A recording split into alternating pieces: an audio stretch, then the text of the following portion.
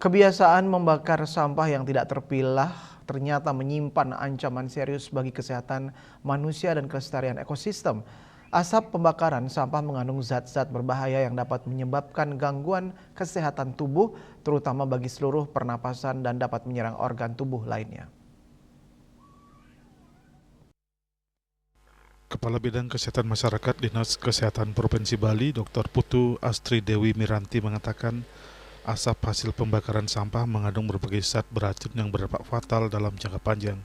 Ia memaparkan pembakaran sampah yang dicampur sampah organik dan anorganik menghasilkan polutan berbahaya yang tidak hanya merusak udara tapi juga mencemari tanah.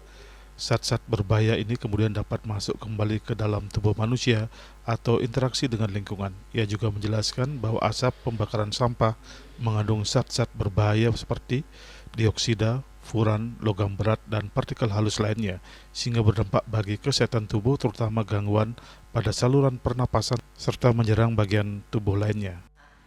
Asap yang timbul dari pembakaran itu dia akan mengandung zat-zat yang berbahaya seperti dioksin, furan, terus ada juga logam berat, kemudian zat-zat hasil pembakarannya kecil sekali. Nah, secara akut atau yang paling cepat gitu ya, efeknya ke tubuh itu untuk saluran nafas tentu ya. Jadi yang cepat itu kita bisa batuk, kemudian gangguan pernapasan lainnya yang cepat itu, kemudian ke kulit.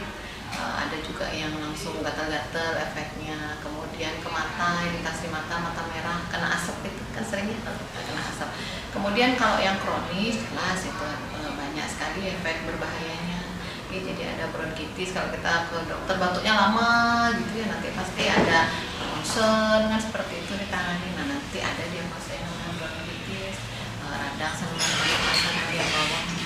Kemudian belum lagi kalau ada infeksinya, seperti itu. Belum lagi jangka panjangnya zat-zat berbahaya itu seperti dioksin dan furan itu karsinogenik, menyebabkan kanker seperti itu. Jadi kalau kita lama-lama diamkan di dalam tubuh seperti itu.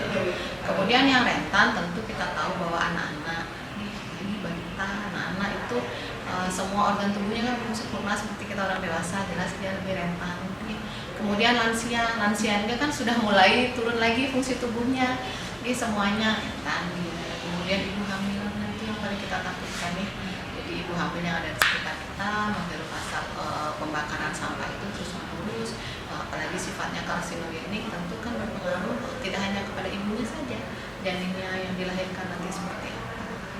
Seperti itu. Jadi antisipasinya tentu kita punya seperti tadi ada dua efeknya, kita juga inginnya ada dua juga penanganannya dari kita. Kita sendiri harus aware, harus peduli terhadap lingkungan. Pertama-tama kalau sudah ada sekitar kita yang membakar sampah, lebih baik dihindari ya, tutup pintu, tutup jendela, kemudian hindari keluar dari rumah, kemudian pakai penutup masker lah ya. Kalau ada masker yang biasa, kalau memang harus keluar rumah, tapi kalau ada N95 lebih bagus lagi ya. Kemudian yang berikutnya adalah edukasi lah. Kita kan kalau di sekitar kita tentu kita kenal ya, tetangga, saudara, itu kita sama-sama lah, sama-sama kita melalui membuka di lingkungan, di kepala lingkungan, desa, RT, RW, kemudian kita sama-sama berupaya untuk bagaimana kita semua paham bahayanya dari pembakaran sampah yang tidak bertanggung jawab itu. Kita harus selalu mengedukasi itu, jadi jangan sampai kita hanya jadi korban, kita juga harus bersuara.